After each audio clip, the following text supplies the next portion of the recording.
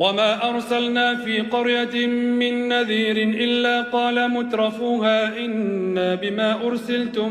به كافرون وقالوا نحن أكثر أموالا وأولادا وما نحن بمعذبين قل إن ربي يبسط الرزق لمن يشاء ويقدر ولكن أكثر الناس لا يعلمون وما أموالكم ولا أولادكم بالتي تقربكم عندنا زلفى إلا من آمن وعمل صالحا فأولئك لهم جزاء الضعف بما عملوا وهم في الغرفات آمنون والذين يسعون في آياتنا معاجزين أولئك في العذاب محضرون قل إن ربي يبسط الرزق لمن يشاء من عباده ويقدر له وما أنفقتم من شيء فهو يخلفه وهو خير الرازقين ويوم نحشرهم جميعا ثم نقول للملائكة أهؤلاء إياكم كانوا يعبدون قالوا سبحانك أنت ولينا من دونهم بل كانوا يعبدون الجن أكثرهم بهم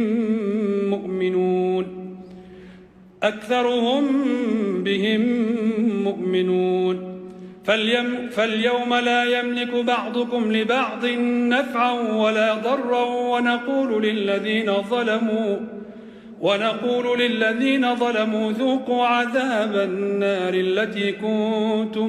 بها تكذبون وإذا تتلى عليهم آياتنا بينات قالوا ما هذا إلا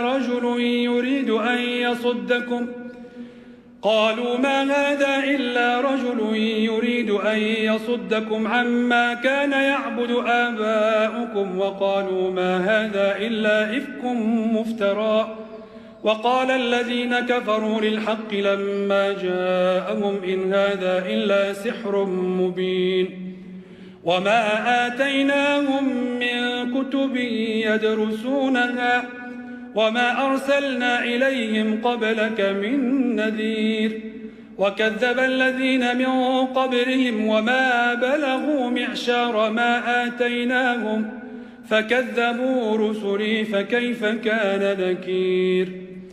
قل إنما أعظكم بواحدة أن تقوموا لله مثنى وفرادا ثم تتفكروا ما بصاحبكم من جنة إن هو إلا نذير لكم بين يدي عذاب شديد قل ما سألتكم من أجر فهو لكم إن أجري إلا على الله وهو على كل شيء شهيد قل إن ربي يقذف بالحق علام الغيوب قل جاء الحق وما يبدئ الباطل وما يعيد قل إن ضللت فإنما أضل على نفسي وإن اهتديت فبما يوحي إلي ربي إنه سميع قريب ولو ترى إذ فزعوا فلا فوت وأخذوا من مكان قريب وقالوا آمنا به وأنى لهم التناوش من مكان بعيد وقد كفروا به من قبل ويقذفون بالغيب من مكان بعيد وحيل بينهم وبين ما يشتهون كما فعل بأشياعهم من قبل إنهم كانوا في شك مريب